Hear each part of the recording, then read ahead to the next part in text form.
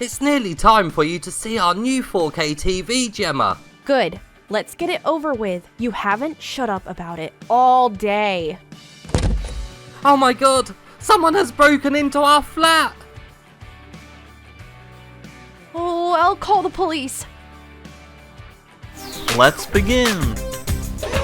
In Throw Anything, a mysterious scientist simply named Scientist X has spread a zombie virus throughout the world, so it becomes your mission to collect pieces of a cube that will stop the outbreak. The story is told through mainly images and text, and when some of it is voiced, it sounds like a text-to-speech program reading it out. Scientists who oppose X's terrible plan divide a ubiquitous cube into 5 pieces and hid it throughout the world.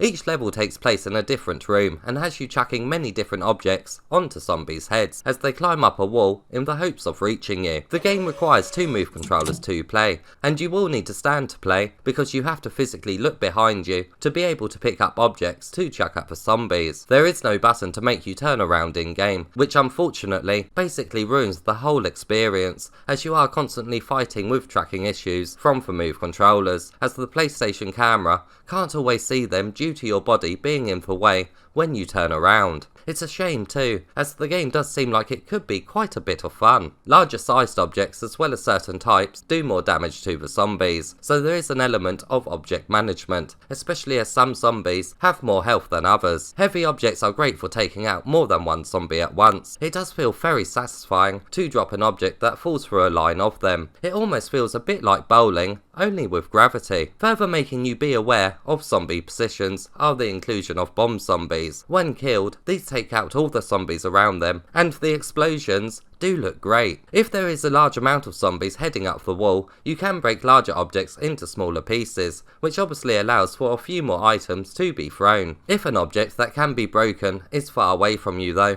you may have issues actually hitting it, once again due to the move controller's tracking issues. Throwing objects isn't the only thing you can use to fight off the undead. You can also use many different types of melee weapons, guns that must have a clip loaded inside, and you can combine 2 items together to make a new weapon, such as a flamethrower. There is a nice bit of extra interaction here, and it's not limited to the weapons you use, as around each level are other things that can be used, such as a video game console that gives you a power-up when a cartridge is inserted into it. Searching each room for objects to throw is enjoyable, and there is an element of surprise each time too, as a person makes deliveries every so often. You don't know what's inside the box until you have opened it. It may contain normal items or special items, such as gloves that freeze other objects, which makes objects that normally do less damage do more damage. Once again, object management is key to success, especially as at the end of each level is a boss battle. These have a lot of health, so you want to have a lot of powerful objects left to chip away at it. When you complete a stage, or even if you die, you are rewarded with points. These can be spent on weapons in the main menu. When you buy one, it will appear behind you in a crate during your next level. The weapons you buy can only be used once though, so you will need to buy the same one again to use it again. This setup gives you a slight advantage if you're finding a level too hard to complete, although you will need to grind to save up enough points to afford a lot of the powerful weapons. I think there is 6 locations in the game.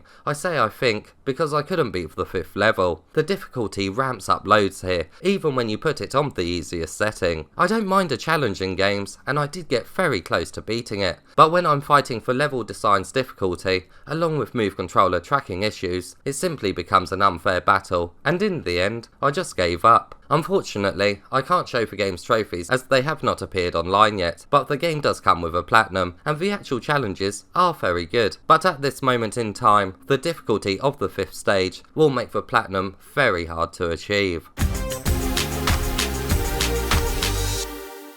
This could have been a really fun little arcade game, but the fact that there is no button to turn and face the direction of the room completely ruins it. For such a fast-paced game, you absolutely do not want the move controller tracking to momentarily mess up. It is a massive shame, because there is a lot of enjoyable elements in this game, such as when a gun runs out of ammo, it can still be thrown and used as a weapon. It just keeps the flow of the game going and immerses you more. If a turn button gets patched in, then I think I would have likely recommended this game, because there really are some fun moments here, but in its state right now, it's not worth the battle.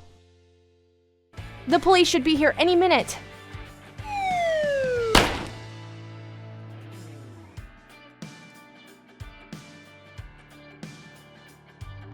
Beep! No! Not the TV!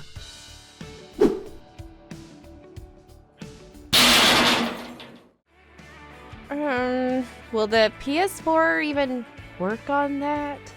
Of course it does!